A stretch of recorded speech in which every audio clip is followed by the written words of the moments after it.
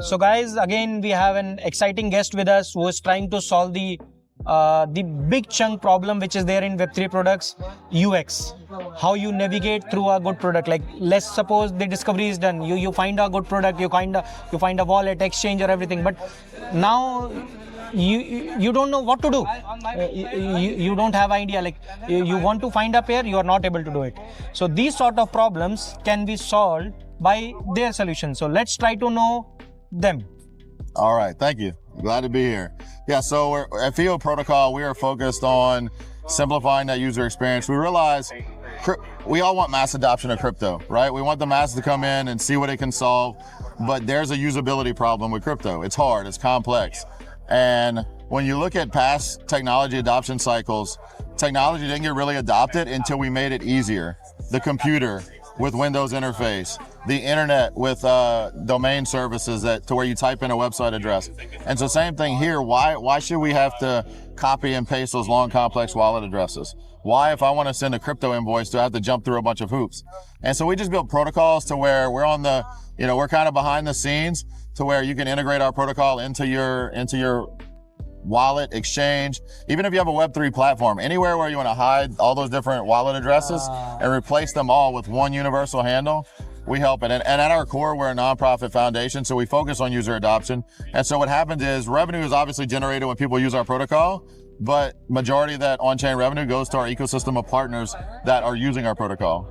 So when like being into this user experience whole ecosystem, you have to be more innovative, and you need to be innovating on a daily basis, because you don't know, okay, this could be a problem or this feedback is not genuine. How you decide that, okay, this could be a real problem and we need to solve it, and how you skip a problem? Yeah, absolutely. So, I mean, that was kind of what we looked at. There's, and I do talks all the time about the different problems that need to be fixed in crypto usability. And I personally have a list of 8.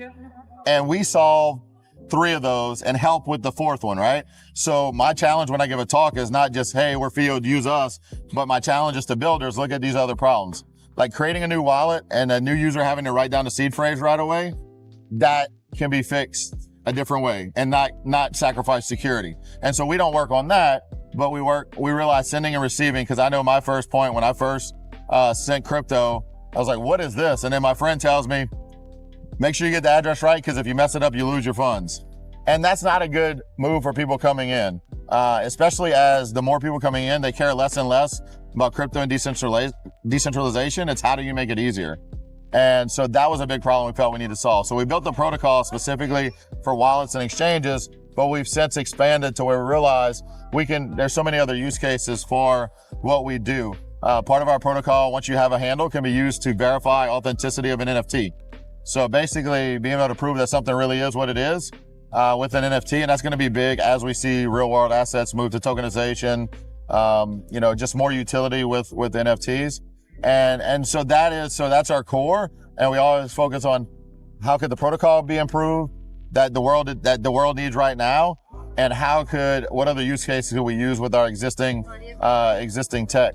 Something as simple as a partnership last year with CoinStats, where they integrated our handles into their portfolio tracker. So now, if you want to track your portfolio, instead of having to go and enter 20 different addresses or more, you can type in the handle and it's going to import all those addresses at once. So it's those little things that we got to make easier, because when you get to people that don't care about crypto or blockchain or don't understand why it's important yet, they don't care. They come in, it's hard, they're going to leave. And that's not what we need. We realize the problem with centralized systems and control, and just also exclusion. So many people don't have access to the regular financial systems. Crypto is more open, inclusive. So we've got to reduce the friction in onboarding new people. So as we are understanding, you provide ready to use recipes for wallets and exchanges to solve these problems. Yeah.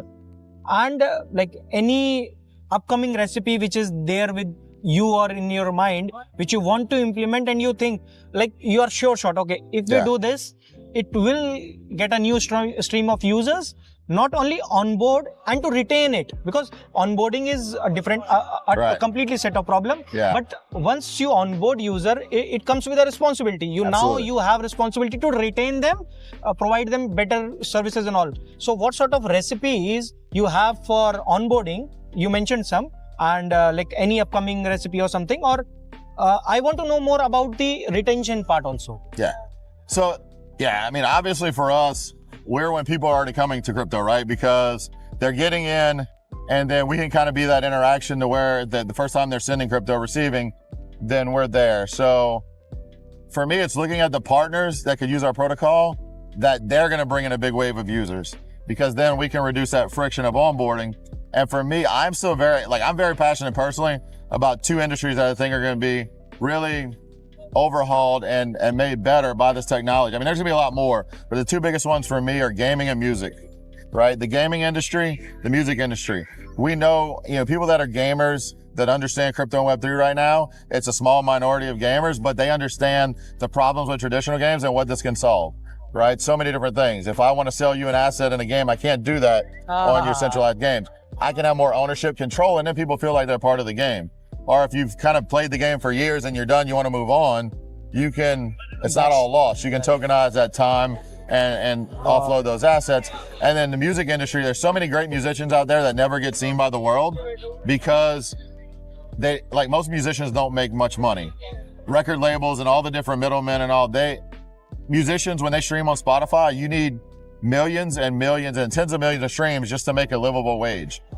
And so now, with Web3, you can flip that to where the musician can deploy their music and earn an income, a fair income, and the terms are set by smart contracts instead of a record deal where they take most of it, and that person doesn't truly own their music.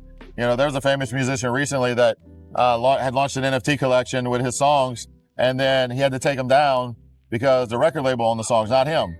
And so it's going to solve so many problems there, and those are obvious things that when I talk to people at music conferences, that they realize that because they're already talking about the inequality in pay with musicians. And so those two industries are going to bring more people on. So we've got to focus on when that person does, we've got to educate the musicians about it. But then when those people do try to come, their onboarding process is simple. And they're not even seeing, I think we need to hide the complexity. I call it hide the wires from people. Right? When you install like a TV on a wall or something, you hide all the wires in the wall or behind the TV. The setup should be clean. Right. And all. That long public address should not be seen. Just like today when I go to a website, I don't see the IP address of the website.